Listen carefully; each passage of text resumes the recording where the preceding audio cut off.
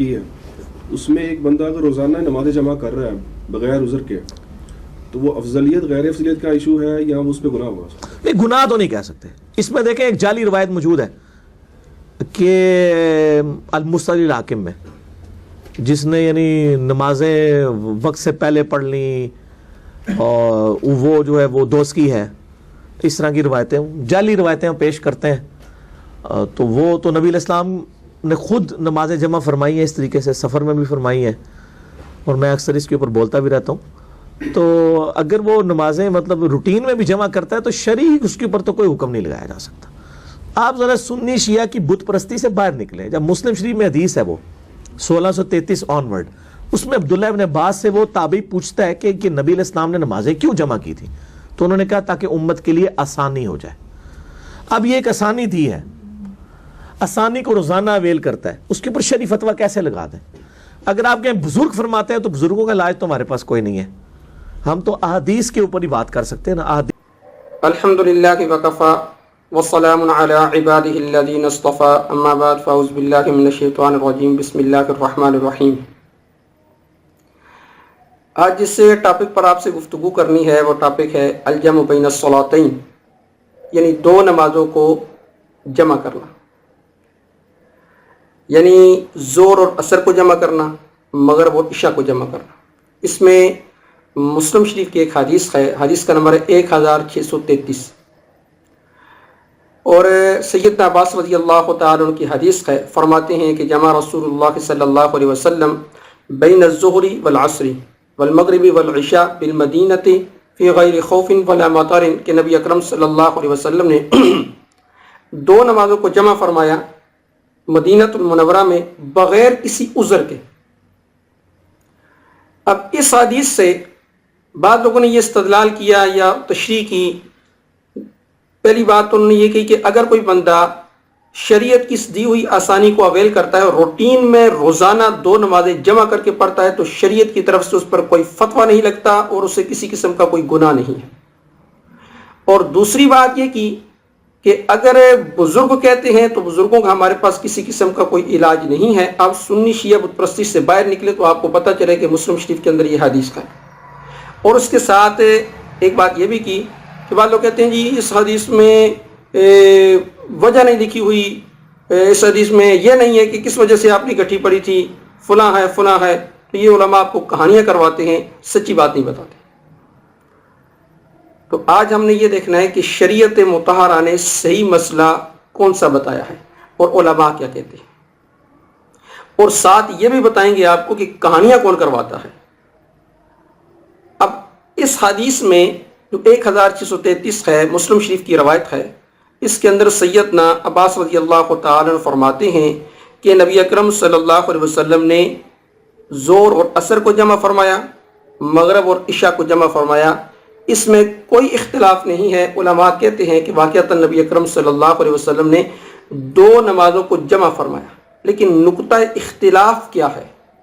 نقطہ اختلاف یہ ہے کہ آپ نے ان دو نمازوں کو کیسے جمع فرمایا.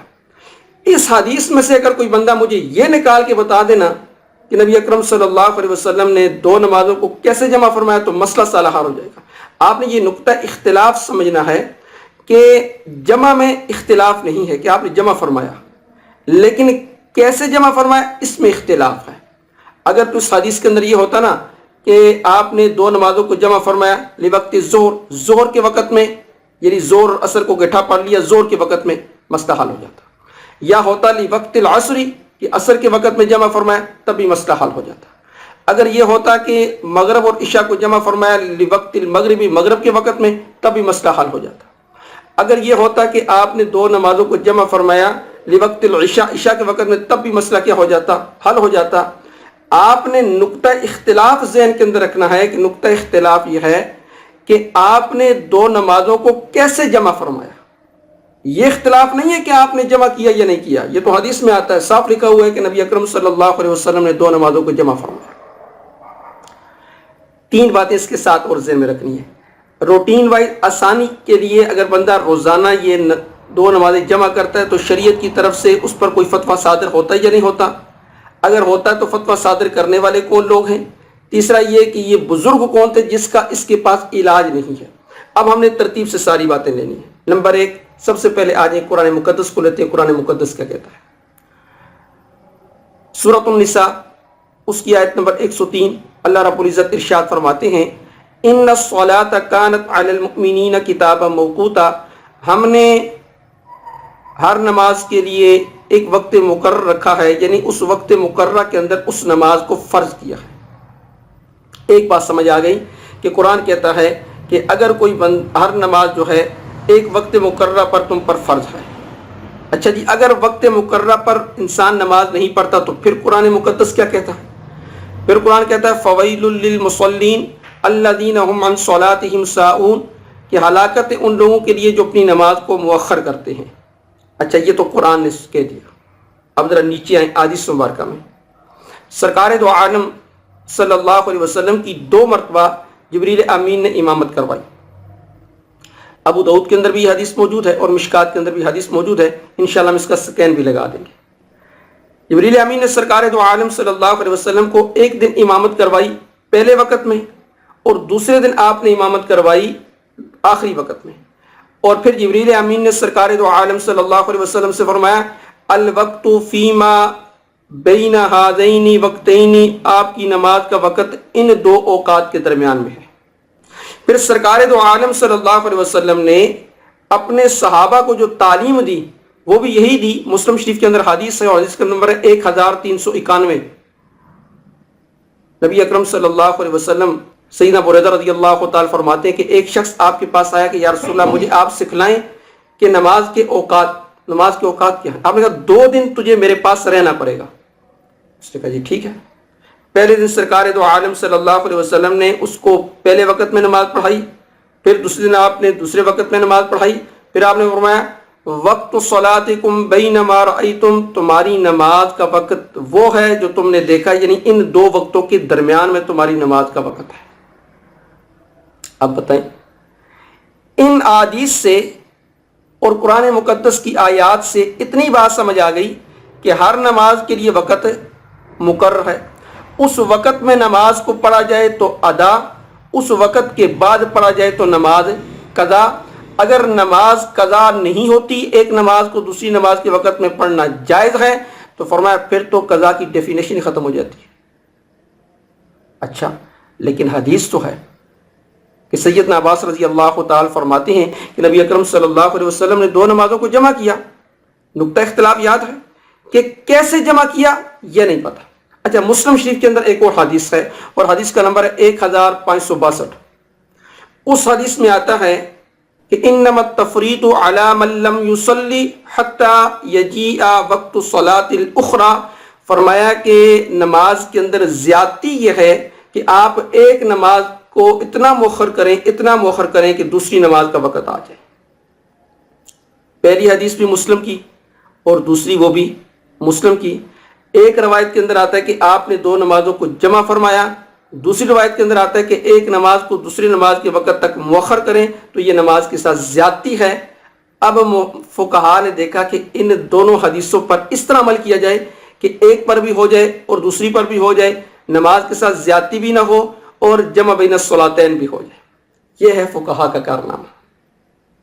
اچھا جی، اب ہم چلیں گے اما عائشہ صدیقہ رضی اللہ تعالی عنہ کے دروازے پر، اور اما عائشہ صدیقہ رضی اللہ تعالی عنہ وہی ہیں جن کے بارے میں کلیب بدر، اچھا مجھے بات یاد آ گئی، بعض لوگ ایسے انہیں نام بھی صحیح طریقے سے نہیں آتا، وہ کلیب بدر کہتے ہیں، کلیب بدر، کلیب بدر نہیں ہوتا، کلیب بدر ہوتا ہے۔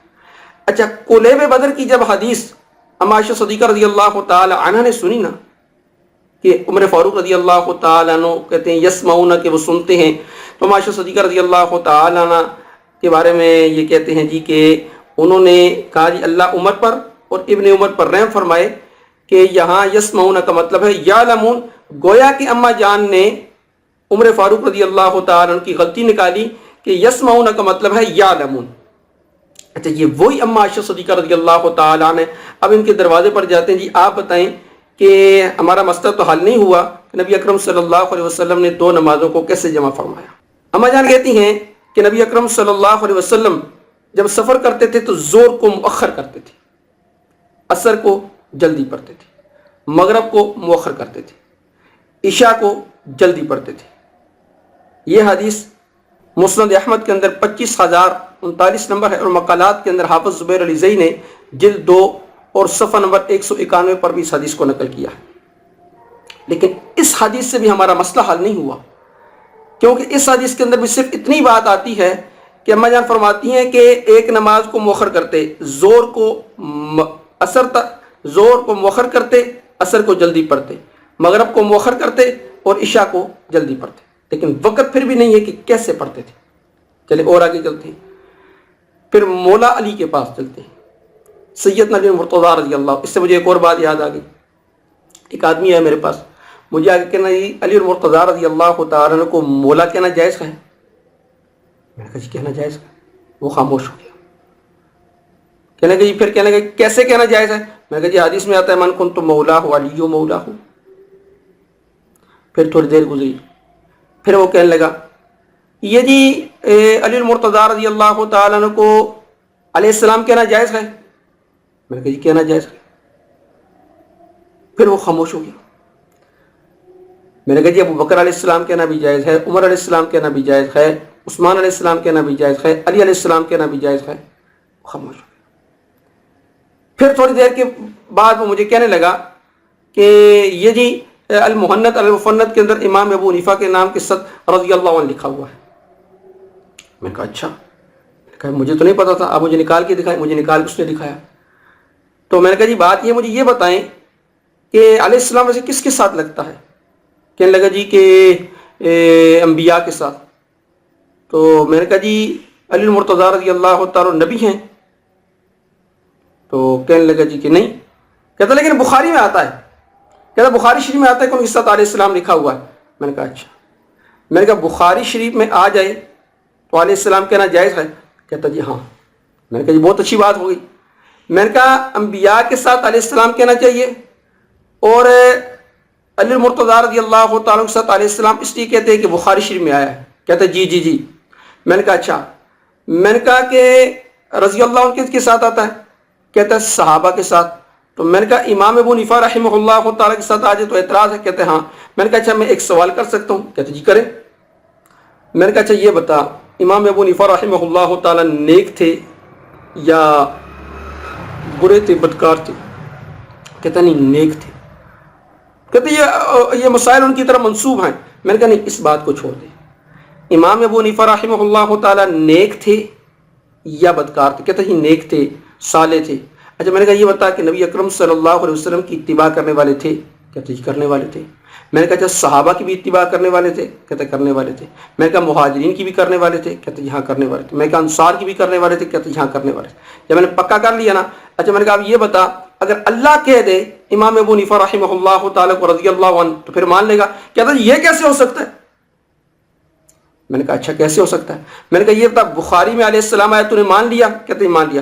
میں نے کہا قرآن کہتا ہے یار اس پر رکھو والسابقون الاولون من المہاجرین والانصار والذین اتبعوہم باحسان رضی اللہ عنہ ورضوا عنہ۔ میں نے جب آیت پڑھی نا تو ایسے ہو گیا کہ یہ کیا ہو گیا میرے ساتھ۔ میں نے کہا قرآن کہہ رہا ہے والسابقون الاولون من المہاجرین والانصار، مہاجرین میں سے ہو یا انصار میں سے ہو، والذین اتبعوہم باحسان جو ان کے پیچھے چلنے والے ہیں، رضی اللہ عنہ۔ اور تو نے خود کہا کہ امام ابو حنیفہ رحمہ اللہ تعالی صحابہ کی اتباع کرنے والے تھے، جب صحابہ کی اتباع کرنے والے تھے قرآن خود کہتا رضی اللہ عنہ، اب تو مان لے۔ پھر میں نے بتایا، میں نے کہا حجت اللہ البالغہ کے اندر شاہ ولی اللہ محدث دہلوی رحمہ اللہ تعالی انہوں نے بھی یہی بات لکھی ہے امام ابو حنیفہ رضی اللہ عنہ۔ میں نے کہا آپ مسجد نبی میں چلے جائیں، وہاں جو پہلا ستون ہے ستونوں کے اوپر ائمہ کے نام لکھے، وہاں بھی لکھا امام ابو حنیفہ رضی اللہ عنہ۔ کہاں سے مٹاؤ گے؟ خیر یہ تو بات دوسری طرف نکل گئی۔ تو میں عرض یہ کر رہا تھا کہ مولا علی یہ وہی مولا علی ہیں کہ جن کے بارے میں یہ کہا جاتا ہے کہ معاشر صدیقہ رضی اللہ تعالی عنہ کو کوئی مسئلہ پیش آتا تھا تو وہ سیدنا علی المرتضیٰ رضی اللہ تعالی عنہ کے پاس بھیجتی تھی، کیونکہ وہ زیادہ آپ کے ساتھ رہے ہیں، اور ازواج مطہرات جن کا قرعہ نکلتا تھا وہ کبھی کبھی سفر میں ساتھ جاتے۔ تو سید علی المرتضیٰ رضی اللہ تعالی عنہ کے بیٹے عمر یہ کہتے ہیں کہ سیدنا علی المرتضیٰ رضی اللہ تعالیٰ عنہ جب سورج غروب ہونے لگتا اور اندھیرا چھانے لگتا تو سفر شروع کرتے تھے، تو جب سورج غروب ہو جاتا تو مغرب کی نماز پڑھنے کے لیے اپنی سواری سے اترتے تھے، پھر مغرب کی نماز پڑھتے، اور مغرب کی نماز پڑھنے کے بعد پھر آپ کھانا کھاتے تھے، اور کھانا کھانے کے بعد پھر آپ عشاء کی نماز پڑھتے تھے۔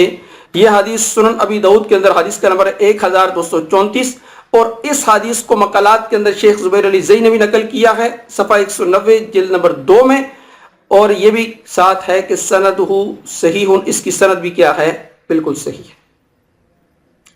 اچھا، یہ جو علی المرتضیٰ رضی اللہ تعالیٰ عنہ مغرب پڑھتے تھے اور پھر عشاء پڑھتے تھے، درمیان میں کھانا کھاتے تھے، اس کا کیا مطلب ہے بتائیں؟ اس کا مطلب ہے کہ مغرب کو اپنے وقت پر پڑھتے تھے، پھر درمیان میں کھانے کے لیے کچھ وقت نکالتے، پھر عشاء کو ذرا جلدی پڑھ لیا کرتے تھے۔ اچھا چلیں ذرا اور آگے چلتے ہیں، اب دیکھتے ہیں جی تابعین کیا کہتے ہیں۔ ابھی ذرا مسئلہ اور کھولتے ہیں نا۔ ابراہیم فرماتے ہیں کہ کان الاسود واصحابہ، کہ امام اسود اور ان کے ساتھی یہ جب سفر کرتے تھے نا تو فرماتے ہیں کہ ینزلون عند وقت کل صلاۃ، کہ ہر نماز کے وقت کے لیے جب وہ اترتے تھے نا، ینزلون عند وقت کل صلاۃ فی السفر فیصلون المغرب لوقتها، کہ وہ مغرب کی نماز کو اپنے وقت پہ پڑھتے تھے۔ ثم یتعشون، پھر وہ کھانا کھاتے تھے۔ ثم یمکثون ساعۃ، پھر تھوڑی دیر ٹھہرتے تھے۔ ثم یصلون، پھر وہ عشاء کی نماز پڑھتے تھے۔ اب یہاں امام اسود جو تابعی ہیں وہ مغرب کی نماز لوقت اپنے وقت پر پڑھتے، ثم یتعشون، پھر کھانا کھاتے، ثم یمکثون ساعۃ، پھر تھوڑی دیر ٹھہرتے، ثم یصلون، پھر عشاء کی نماز پڑھتے تھے۔ مصنف ابن ابی شیبہ اور حدیث کا نمبر 8247، نکال کے دیکھ لیں۔ اس حدیث میں پتہ چلتا ہے کہ اب مسئلہ کھل کر سامنے آ گیا کہ آپ نماز کیسے پڑھتے تھے۔ گویا کہ مغرب کو اپنے وقت پر اور عشاء کو تھوڑا سا جلدی کر لیتے تھے، مغرب تھوڑی تاخیر سے پڑھ لی اور عشاء تھوڑی سی جلدی پڑھ لی۔ درمیان میں کھانا کھانا اور تھوڑی دیر ٹھہرنا اس بات پر دلالت کرتا ہے یہ نبی اکرم صلی اللہ علیہ وسلم صورتاً جمع کرتے تھے، حقیقتاً نماز کو ایک وقت میں جمع نہیں کرتے تھے۔ بابوں کا کوئی علاج نہیں ہے۔ امام اسود تابعی ہیں، ان کے بابے کون تھے؟ صحابہ۔ صحابہ کا بابا کون تھا؟ سرکار دو عالم صلی اللہ علیہ وسلم۔ بابوں کا واقعتاً اس کے پاس کوئی علاج نہیں، بابا بابا دن بابا۔ تابعین، صحابہ اور سرکار دو عالم صلی اللہ علیہ وسلم، بابوں کا کیا علاج کرے گا؟ یہ تو تابعین ہیں، صحابہ ہیں، کن سے سیکھا انہوں نے دین؟ سرکار دو عالم صلی اللہ علیہ وسلم سے۔ اچھا ایک اور حوالہ، ابو بکر محمد بن اسحاق بن خزیمہ السلمی المتوفہ 311 ہجری، صحیح ابن خزیمہ اور حدیث کا نمبر ہے 972۔ یہ کہتے ہیں کہ امت کا اس بات میں کوئی اختلاف نہیں ہے کہ اگر بغیر عذر کے دو نمازوں کو جمع کیا جائے تو یہ جائز نہیں ہے۔ امت کا اجماع آ گیا۔ اب بتائیں اب کہاں جائیں گے؟ تو یہاں تک جو قرآن و حدیث پیش ہوا اس سے یہ مسئلہ کھل کے سامنے آ گیا کہ نبی اکرم صلی اللہ علیہ وسلم نے دو نمازوں کو جمع تو فرمایا، لیکن آپ نے ایک نماز کو مؤخر کیا، دوسری کو جلدی پڑھا۔ اب آپ خود دیکھیں کہ سنی شیعہ بت پرستی کے اندر کون ہے، امام اسود، صحابہ، یا آپ خود فیصلہ کریں۔ دوسرا مسئلہ، کیا دو نمازوں کو ایک وقت میں اگر جمع کریں تو کیا گناہ ہے یا نہیں ہے؟ شریعت نے کوئی حکم لگایا یا نہیں لگایا؟ ایک حدیث ہے، حدیث کا نمبر ہے 4112 بخاری شریف کے اندر۔ سیدنا عمر فاروق رضی اللہ تعالیٰ عنہ اس دن جس دن غزوہ خندق تھا، نبی اکرم صلی اللہ علیہ وسلم کے پاس آئے اور آ کر کہنے لگے کہ یا رسول اللہ، عصر کی نماز نہیں پڑھی، سورج غروب ہونے والا ہے۔ نبی اکرم صلی اللہ علیہ وسلم نے فرمایا واللہ ما صلیتها، اللہ کی قسم میں نے بھی نہیں پڑھی۔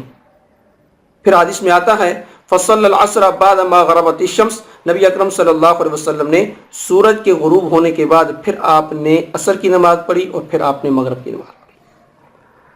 اچھا یہ جو آپ نے نماز پڑھی نا سرکار دو عالم صلی اللہ علیہ وسلم نے، اب حدیث نمبر 4111 میں آتا ہے کہ آپ نے یہ کہا شغلونا عن صلاۃ الوسطی اے صلاۃ العصر، ان کافروں نے ہمیں عصر کی نماز سے مشغول رکھا، فرمایا ملأ اللہ علیہم بیوتہم وقبورہم نارا، اللہ ان کی قبروں کو آگ سے بھر دے۔ ایک حدیث میں آتا ہے ملأ اللہ بیوتہم وقبورہم نارا، اللہ ان کی قبروں کو بھی اور ان کے گھروں کو بھی آگ سے بھر دے۔ اگر دو نمازوں کو جمع کرنا صحیح تھا اور یہ آسانی شریعت نے دی تھی، نبی اکرم صلی اللہ علیہ وسلم نے اس آسانی کو اویل کیوں نہیں کیا اور اتنی سخت بد دعا کیوں دی کہ اللہ ان کی قبروں کو اور ان کے گھروں کو آگ سے بھر دے؟ اچھا چلیں، اس میں یہ اعتراض کر سکتے ہیں جی کہ نبی اکرم صلی اللہ علیہ وسلم نے کفار کو بد دعا دی تھی۔ اچھا اور آگے آ جائیں، سیدنا عمر فاروق رضی اللہ تعالیٰ عنہ، مصنف ابن ابی شیبہ، حدیث نمبر 8253، فرماتے ہیں الجمع بین الصلاتین من غیر عذر من الکبائر، اگر کسی آدمی نے دو نمازوں کو بغیر عذر کے جمع کیا، یہ تو کہہ رہے ہیں جی آپ روٹین میں اگر جمع کریں، شریعت ایک آسانی دی ہے، اس کو اویل کرتا ہے تو کوئی گناہ نہیں ہے۔ اور سیدنا عمر فاروق رضی اللہ تعالیٰ عنہ فرما رہے کہ من الکبائر، کبیرہ گناہ ہے، ان بابوں کا اس کے پاس کوئی علاج نہیں ہے۔ اچھا یہ تو عمر فاروق خلیفہ ثانی تھے۔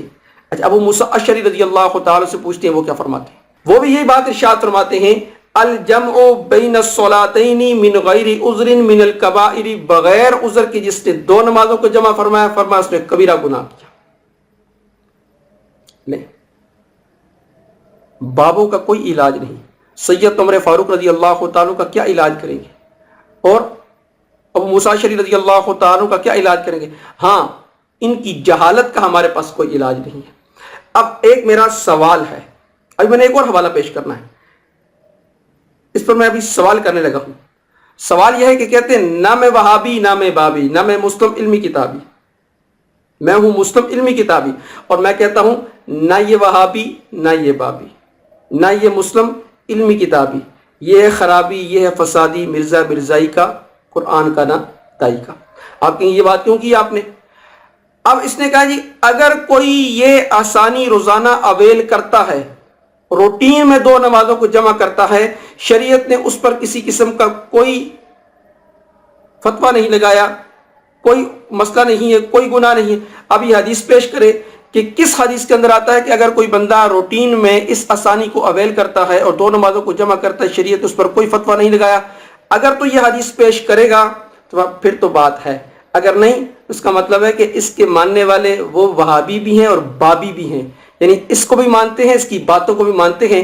ایک حدیث ہمیں دکھلا دے جس میں یہ آتا ہو کہ جو بندہ روٹین میں بغیر کسی عذر کے روٹین میں اس آسانی کو اویل کرتا ہے، ایک ہی وقت میں دو نمازوں کو جمع کرتا ہے، تو شریعت نے اس پر شریعت کہتی ہے، اس کو اجازت دیتی ہے، اس پر کسی قسم کا کوئی حکم نہیں لگاتی۔ اچھا ایک آخری حوالہ میں دینے لگا ہوں، ہدایت والا بابا۔ ہدایت والا بابا کیوں کہتا ہوں؟ یہ کہتا ہے مجھے ہدایت ملی ہے اسی کی وجہ سے۔ اب ہدایت والا بابا مقالات جلد 2 اور صفحہ 197 189 سے لے کر 197 تک انہوں نے یہی مسئلہ بیان کیا، الجمع بین الصلاتین، یہ مسئلہ بیان کیا ہے، ساری حدیثیں نقل کی ہیں۔ ساری حدیثیں نقل کرنے کے بعد آخر فرماتے ہیں بعض لوگ شرعی عذر کے بغیر حضر اپنے گھر، گاؤں اور شہر میں دو نمازوں کو جمع کرتے ہیں، یہ عمل کتاب و سنت سے ثابت نہیں ہے بلکہ سراسر مخالف ہے۔ یہ ساری حدیثیں نقل کی ہیں، یہ مسلم والی بھی، اس کے علاوہ بھی ساری حدیثیں نقل کر کے کیا کہہ رہے ہیں؟ یہ عمل کتاب و سنت سے ثابت نہیں بلکہ سراسر مخالف ہے، لہذا ایسے امور سے ہمیشہ اجتناب کرنا چاہیے۔ مقالات جلد 2 صفحہ 197۔ اچھا صلاۃ الرسول پر حاشیہ لکھا تسہیل الوصول الی تخریج و تعلیق صلاۃ الرسول، اس میں بھی اسی ہدایت والے بابے نے یہ کہا تاہم شدید ضرورت کے بغیر ایسا کرنا جائز نہیں بلکہ گناہ کبیرہ ہے، جیسے سیدنا عمر فاروق رضی اللہ تعالی عنہ نے صراحت فرما دی۔ اب یہ کیا کہا کہ ایسا کرنا گناہ کبیرہ ہے۔ اب کہنا جی بابوں کا میرے پاس کوئی علاج نہیں ہے، اور ہم یہی کہیں گے کہ اس کی جہالت کا ہمارے پاس کوئی علاج نہیں ہے۔ شریعت نے جو مسئلہ بتایا خلاصہ یہ نکلا، ایک بندہ دو نمازوں کو کسی عذر کی وجہ سے جمع کرتا ہے تو عذر کی وجہ سے جمع کرنے کا طریقہ یہ ہوگا کہ ایک نماز کو اپنے آخری وقت میں پڑھے، دوسری نماز کو پہلے وقت میں پڑھے جسے فقہائے احناف جمع سوری کہتے ہیں۔ اگر کوئی بندہ اس آسانی کو اویل کرتا ہے، روٹین میں بغیر کسی عذر کے 2 نمازوں کو جمع کرتا ہے، تو سید عمر فاروق رضی اللہ تعالیٰ عنہ کے فتوے کے مطابق وہ کبیرہ گناہوں کا ارتکاب کرنے والا ہے۔ اب آپ خود دیکھیں سنی شیعہ بت پرستی کون کر رہا ہے۔